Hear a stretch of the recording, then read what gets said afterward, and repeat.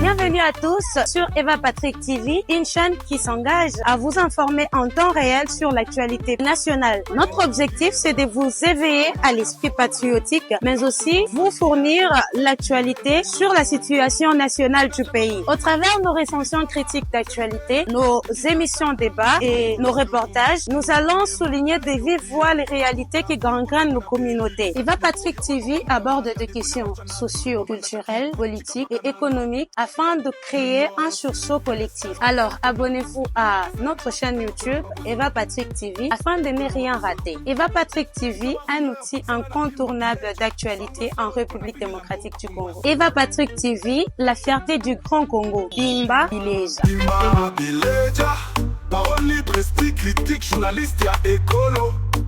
Français, lingala, swahili, chiluba, kikongo.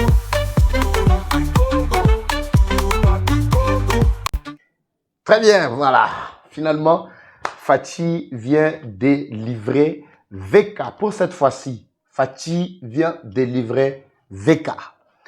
Ezako Yinda, malgré ma pardon, malgré ma message, malgré Kobongi, Sanyo so VK, mais qui l'homme est en train de couler Bandeko Balanji. Donc, match baby. Match baby, donc, situation les lots. Et il y a l'issomo makasi Bandeko Balandi. Donc on est en train de suivre encore de plus près les commandos bazapi, commando baza na Rumangabo, chiro logo la bango, komisi bango kotoyo. Commando aza réellement wapi. To komona commando quelque part. Zela totana commando avant de démarrer parce que il y a les zaka bimba bileja donc Bandeko Balandi. Match zako beba avec les commandos. Voilà, de l'autre côté, les commandos sont là. Est-ce que les commandos vont aller? Voilà. Bon, préparez une vidéo, il y a un commando très rapidement. Tout ce pays ça, Baïke, Batala, Makamu, Dengue Zanakati, Yakotambola. Bonjour, bonsoir. Encore une fois de plus, tout doit dépendre de l'heure à laquelle vous allez nous suivre. Merci surtout. Bienvenue à cette deuxième partie du magazine d'actualité générale en République démocratique du Congo, magazine Moro Kitoko. Il y a pour aller là, donc, ils sont bandeko. Bengi sape voisin, ceux qui n'ont comité, bengi sa voisin, bandandela, moro pote, et puis ça va bien moro et surtout nous les Congolais. Nous avons besoin de ça. De l'autre côté, technique, pour préparer l'émission vraiment vidéo, il y a commando de la police, le rôle à Motei, à côté à bateau, histoire et tout ça, Nago Mabukavu. Après, Boromona, commando a commis kotona libumbu azo kokate bake ko lesa bango vumbule kuna na Rumangabo bazongi ndenge bazongi wa. Je vous avais déjà signalé dans la première partie que deux brigades na bango soki na tangi en termes de brigades ezaka ndenge bango moko bazako benga, mais aujourd'hui toko passo la ko expliquer bino lukuta ya nanga sur Maïma so kosak bino na Rumangabo concernant force spéciale, unité spéciale. C'est quoi l'unité spéciale? Et puis, unité spéciale, est-ce que bazalaka 7000 atabinomoko, unité spéciale, babengango force spéciale, bakoma 7000, namboka nini, non seulement na RDC, non seulement na États-Unis, na partout, mais au moins na Bukavu et Goma et pas ya Nanga. Ndema solo toko beta na bino, boza à l'aise, boza senti pena que non, mutoko sa muninga wazate parce que Eva Patrick, Eva Chou, asili déjà kokota, machi et bébé li bango. Avant de démarrer Bandeko, nous parlons du produit Maxi Bien-être qui élimine la fatigue, yanzoto, frigidité, diarrhée, perte de poids. Maxi ezali kozong selo pongi, ezali ko restaurer système immunitaire na yo, tas moko et puis si vraiment moi réaction d'abord et bandeli. C'est une solution bio composée de plantes traditionnelles sans aucun effet secondaire bandeko. Maxi Bien-être ezali ko traiter maladie autobengi ya sucre, to glycémie, ezali ko nettoyer ba rein, to insuffisance rénale, ba hémorroïde ya kati tout comme ya libanda.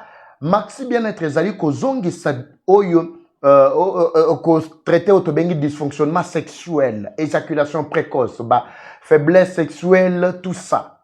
Ata AVC ya ndenge nini okotelema. Maxi Bien-être, c'est un produit, en tout cas malaisien, on a proposé bino. Na osa la publicité na ngote, mais nazali ko la kisande bino parce que tozana ba front et belé. front sanitaire et sengeli bozala pe na très bonne santé. Bo benga ba numéro ezala qui affiché, même l'autre numéro qui est là, je pense quelque part là.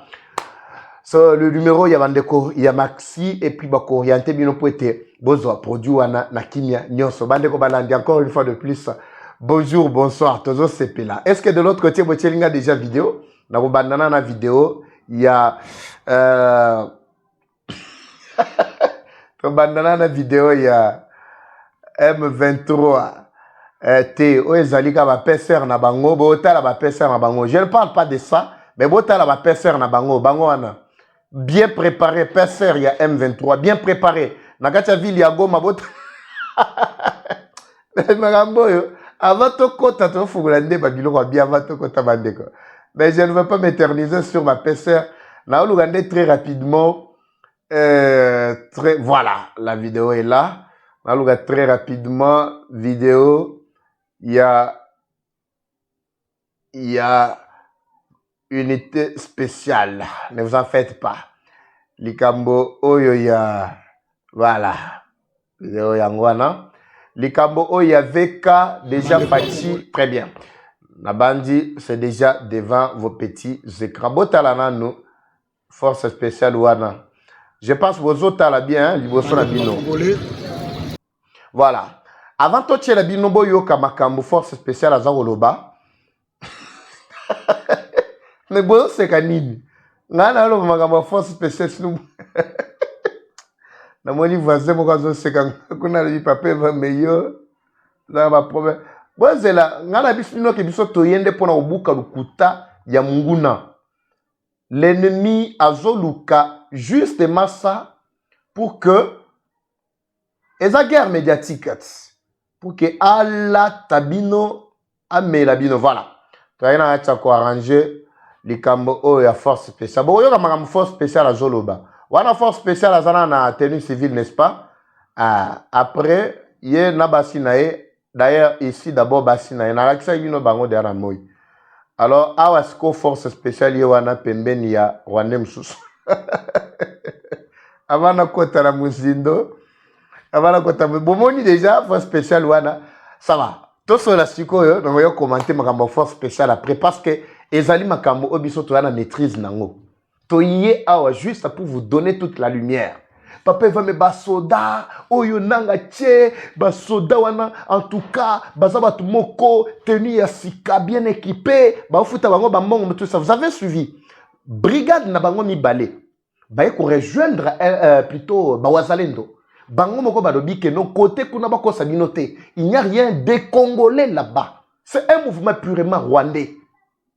Manipulation, lukuta, tout ce qu'ils utilisent justement pour être avoir biso. C'est ça, mode opératoire, mode d'opération na bango. Alors, biso tozana pour repérer sabino ba détail. Bandeko balandi. Nous avons commencé d'abord par constater eloko moko.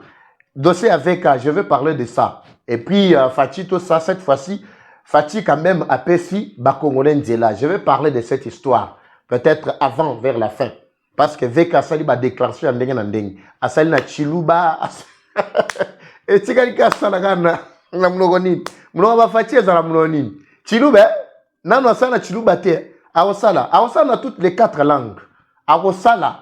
Pour finir, osoka silisi ko sala. Yemo kwa kena lettre na ya démission à déposer na bureau na secrétariat kunande lo tozo zela parce que a commis vraiment au bout ya ba effort nazo le benana makambo oyo ya ba force spéciale ya nanga bande ko balandi ba policier mususu o bakangaki na makasi boyokaki awa bango moko baza koloba babi ils nous ont attrapé na makasi toyeba kite comment les choses fonctionnaient et nous nous sommes rendus compte que tokoti na kati ya mulongo na bango toujours respirer, toujours bouger. Ils étaient là. Ils ont même donné le témoignage ici, vous avez suivi. Bangoana, balobi que tozalaki, bamsu balokoti bango ya kolokota mbango mbango, bakena bango. Bamemi bango ti ne sika o bango ko ça la formation soi-disant pendant plus de 6 mois et sika ena koliate bota la santé ya bato. Nde ba ya webi sabino ke bota la o azana simane wana. Okutu aye koloba ke azara koluka par tous les moyens. Les quelques-uns parmi eux qui me disaient toujours que papa et Vabi sont toujours zela kaka ba libérer biso atobi makeno tokomi soi-disant na Bukavu to na Goma et to rejoindre ba wazalendo na biso. Donc c'est-à-dire le temps qu'ils ont fait ça le ko na ba yibio mwana na yo mais bakei ba coach comme ko coach ça mwana idéologie pour aya ko boma yo moboti mais mwana déjà na âge à maturité. C'est inconcevable. Biloko nyonso ba osala ngo mutu te makolote tout ça. Pourquoi nanga mutu na isala ka subiente? Bango tous les rebelles, ils ne réfléchissent plus. Alors, ici, malgré Kimaki Bango, Tautu Olanda, Binonyon So ba expliquer biso makambu ya force spéciale. Force spéciale, bande ko barandi, quand on parle de force spéciale, avant d'abord tout le bel makambu force spéciale, na otike le bino d'abord vidéo, il y a 5 minutes, mais na zongi si il y a 1 minute, na condensé message, boyoka d'abord force spéciale awa, nenga zali côté ya, et après, oyo force spéciale est devenue. Tokoyeba réellement batouana est-ce que bakekuna na volonté na bango ou bakendaki kuna ndenge suivant d'abord force spéciale. On se retrouve tout juste après. Bande ko bakongolais na vini na tangele bino mwa verset muke chapitre Exode na 2 versets pour ka ndenge ezoloba. Tokotaka mukanda na Exode chapitre 2 10e verset, 11e verset jusqu'à 11e verset. Exode chapitre 2 verset 11. En ce temps-là, Moïse est venu grand, s'est rendu vers ses frères. Bande ko balandi ko ka malamu. Ko ka malamu. Tango Moïse akoli. Tango Moïse akozimbula. Oyo mwana mobala saka makambo, il a compris que ici où je suis, malgré Nazolé bien, Nazolé bien, Nazolé bien, Nazolé bien, Nazolé bien, les alliés par la sauter. Les alliés par la sauter, ceux qui n'ont pas évité. Moïse a quitté le palais royal. Moïse a dit que Pharaon et c'est comme ma présalaki. Et c'est comme ça qu'on est bien, soupe à Kitoko. Et c'est comme ça qu'on a l'embête à Kitoko. Et c'est comme ça qu'on a un drapeau à Badra à Kitoko. Moïse a bimaki. Moïse a bimi. Moïse a bimi à déco. Atikima pa Kitoko. Moïse atikima pa Kitoko. Moïse atikaki biloko Kitoko za kolia. Moïse atikaki mai ya Kitoko za kosokola. Moïse atikaki mbeto ya Kitoko za kolala. Et si ka baza kopesa lokumu, naza ko benga ye mwana ya Pharaon. Mwana ya Pharaon. Moïse avait quitté. Vous avez suivi ça, c'est l'extrait. Il y a pasteur force spéciale. Le pasteur force spéciale. Là, pasteur force spéciale, Azana nous, simple policier. Moi major à cette époque-là. Moi major, tout ça. Alors, juste après force spéciale, voilà ce que force spéciale est devenue. Botanana la bonne santé, il y a tango azalaki nanu awa. Siko tango ba kangi bango na makasi bakei, botala santé ba komisi bango. Siko le pasteur aza côté bino, ce qu'il a fait et l'oko sali. Akoki justifier ngo ndenge nini. Ici, les sons on a nina la kisabayike, eza kotala ke botala d'abord tango muto azalaki nanu responsable, tango muto azalaki nanu muto azo réfléchir, tala ndenge azalaki. Mais botala siko tango baye ko mema bango, bake ko tia bango soi-disant na mangabo, botala siko ndenge bakomi. Aujourd'hui, Nanga est en train de nous parler des forces spéciales. Bandeko balandi, qu'on ne vous trompe jamais. Il y a quelqu'un qui m'a dit, papa Eva, essaie d'investiguer. Kenda ta na ba réseau, kenda ta na internet. Lukanani, oyeba, États-Unis d'Amérique. Amérique, bango mobimba d'abord, bazalakana, combien d'éléments il y a force spéciale? Force spéciale. Oui. Bolukananu, boebisanga sou bazalaka combien? Unité bien spécialisée. Et puis, tant que babandaka formation, basala formation, combien d'années pour babenga bango force spéciale? Alors, cette unité-là, basala kandenge nini pour bakoma tina degré wana. Mais il y a nanga, ezalaki il y a 3 mois, na batu o ayibi, bakangi bango na makasi batu ba adhéré na volonté na bango te. Batu bazalaki bien, bazalaki lokola soit disant batu bango ba responsable, à un moment on a vu.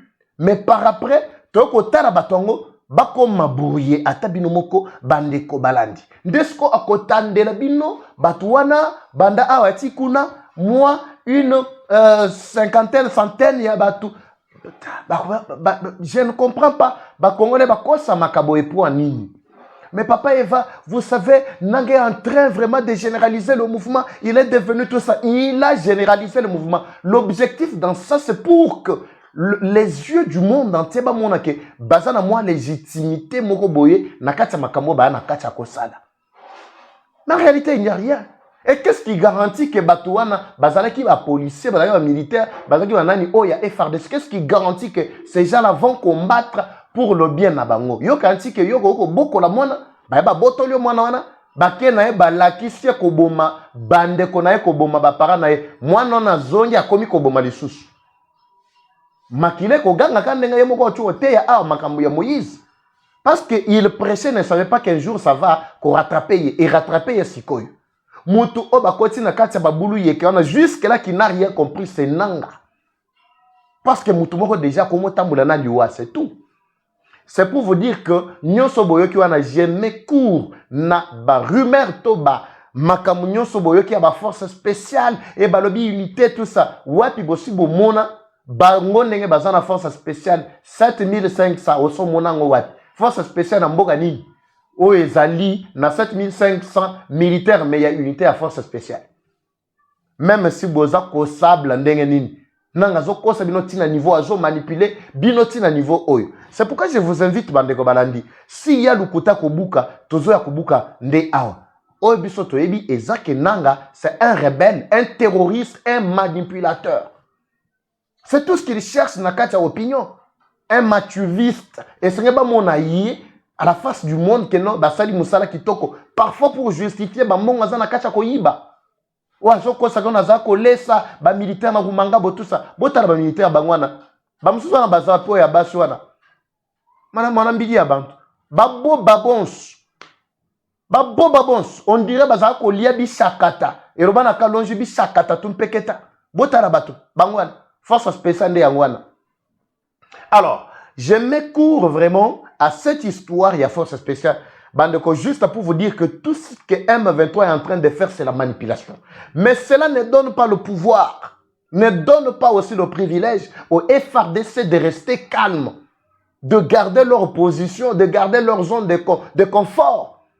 Le peuple de Goma, Bukavu, de partout, est en tout cas, bazana posa vraiment la libération. Bazana posa robina nakati ya boumbu oyo. Nous devons faire tout vraiment pour que tout le monde nakati ya boumbu obandeko balandi. Vous avez nos encouragements. Le peuple de Bukavu, Goma, de partout, Beni, partout Bissikabi sur Bozouami, même ceux-là qui cherchent par tous les moyens qu'on pénétrer na Beni, tout ça. En tout cas, vous avez notre soutien. Même les FRDC, les Wazalendo ont notre soutien. Nous devons les accompagner. Mais tout traître, biso tokomona tokobele là. Tokobele là. Ndenge lelo tozana kati ya obele na assemblée nationale eza goyinda. Oui, eza goyinda. Donc enfin le président Fachi a trouvé que ça ne sert à rien na continuer à kanako soutenir batu ya lolenge boye. Fachi akota lisuma kamwana te. Asangisaki bango akandenge asangisaka batu wana tomonaka awa dossier mutamba n'est-ce pas? Justice, et président de la Cour constitutionnelle, et Firmin Vonde, et ministre Yaka la justice, Moutamba, tout le monde qui bango, tout ça, n'est-ce pas, qui fati, a fallu la bango, et tout ce que tu bino fati, a calmer esprit. A calmer esprit na bango. Messi manango, tongo nango, lobi nango, et indi. Si tu es comme moi, que batata na bazala qui déterminé. Mais yo tango zala ko livrer avec facilité Moutamba. Vous avez que notre tour na yo pe et koya. Mais tour na yo yango yeye. Combien de fois veka bandi milelo? Crispin Mindoule. Bande ko balandi parce que je ne vous avais pas tout dit malekana ki mukoro malobi. Crispin Mindoule a fandeli le salobi malgré mea culpa. Malgré nyonso oyo ba déclaration, ba débat, ba discours, tout ce que Veka vient de déclarer ici, non, sa place n'est plus ici. Et le bureau est visé et Sengeli Bakende.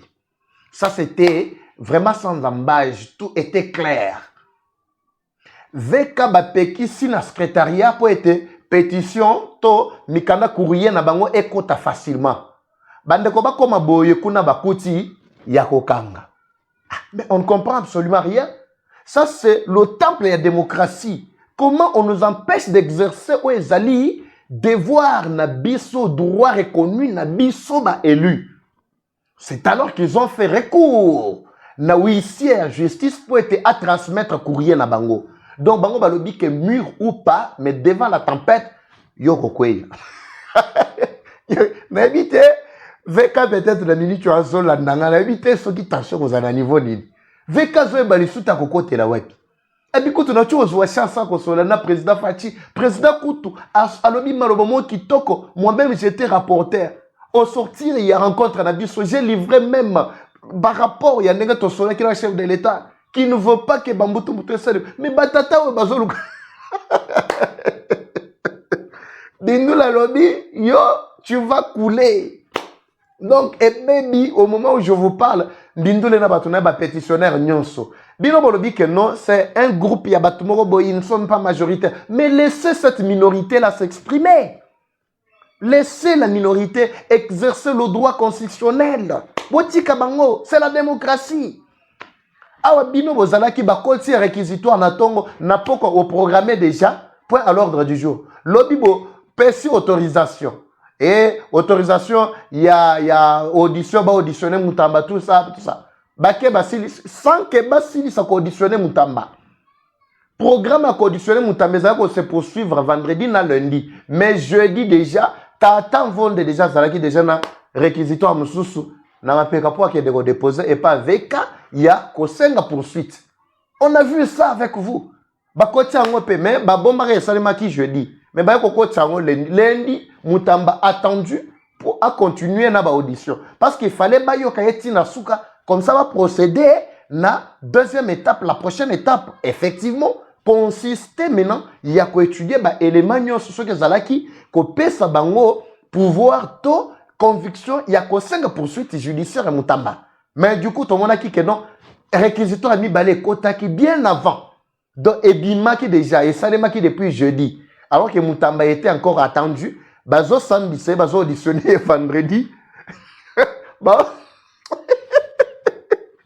bon moko ya kitoko moko mandeko tobetela na badoye maboko makasi si to sepela et ça moi pour comme ya sengo tout ça. Moi je vous donne des informations comme ça ngalinga ba information ba sérieuxité a soko za mto ba sérieuxité liyo awe zaka to seki le coup tuna simi mande fute moment maintenant le la simi mande fute donc c'est ça bande ko balandi. Donc pendant que Mutamba zali ko samba ko déjà réquisitoire na maboko pia wana veka ye moko azo senga boya nango rapidement boya nango petit wana penali alinga vundula suma kambo ba 100 jours boya nango rapidement ba beti Mutamba lelo azate azana maba institution te ba peki se nyonso il n'est plus là maintenant c'est Mbindu lende mutu Bola ta veka to ke na eti na suka to sepela nazana kati ya kotala veka ko contacter batu nyonso na bandi peut-être to koma na butu na ko yamba pe à peine na ye tu to koma na butu papa veka biso to lingyo mingi le problème c'est que mayele na ona esengolo sale la ngope na aspect mususu mais koto na perchoir Mbindu la lobité faut ka moi évacuation puis scott soto sala nini oui ça biso to sala nini na dossier to sala di na otika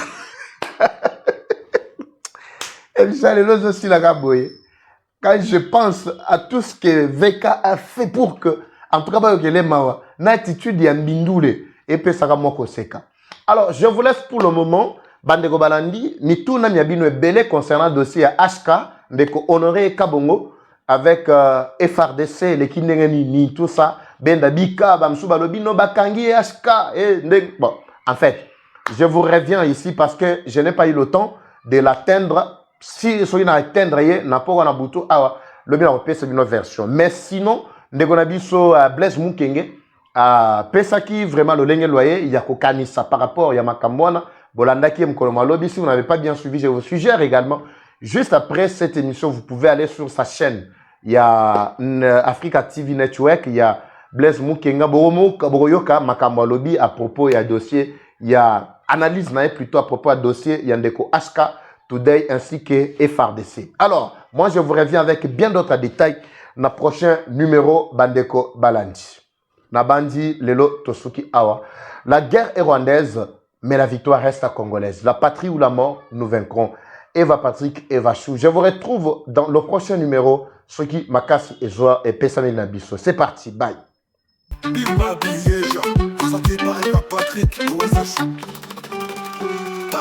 Bienvenue à tous sur Eva Patrick TV, une chaîne qui s'engage à vous informer en temps réel sur l'actualité nationale. Notre objectif, c'est de vous éveiller à l'esprit patriotique, mais aussi vous fournir l'actualité sur la situation nationale du pays. Au travers de nos recensions critiques d'actualité, nos émissions débats et nos reportages, nous allons souligner de vive voix les réalités qui gangrènent nos communautés. Eva Patrick TV aborde des questions socio-culturelles, politiques et économiques afin de créer un sursaut collectif. Alors, abonnez-vous à notre chaîne YouTube Eva Patrick TV afin de ne rien rater. Eva Patrick TV, un outil incontournable d'actualité en République démocratique du Congo. Eva Patrick TV, la fierté du Grand Congo. Bimba Bileja. Bimba Bileja, parole libre, esprit critique, journaliste ya écolo.